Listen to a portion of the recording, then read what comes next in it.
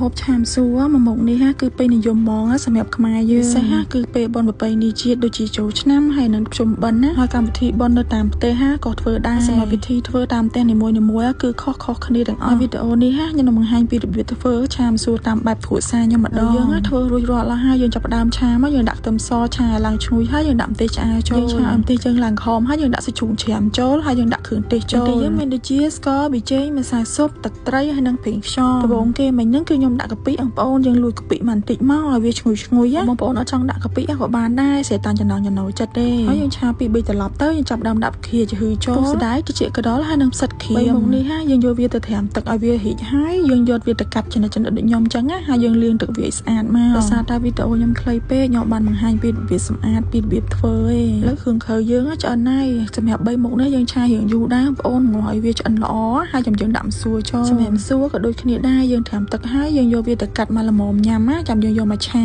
ហើយយើងបន្តឆាម្សៅយើងរហូតឆាវាតតែវាឡើងស្ងួតល្អហើយយើងច្របល់ចុះច្របល់ឡើងឲ្យវាចូលជាតិចូលគ្រឿងគ្នាល្អជាការស្រេចហើយឆ្អិនណាកុំភ្លេចហូរស្លឹកខ្ទឹមតិចផងបងប្អូនឲ្យវាឈ្ងុយហើយឆ្ងាញ់ណាឆាម្សៅសម្រាប់ខ្ញុំឲ្យគ្រួសារខ្ញុំបើថាអត់ដាក់ម្ទេសឆ្អើរគឺអត់ចូលចិត្តញ៉ាំទេបងប្អូនអើយ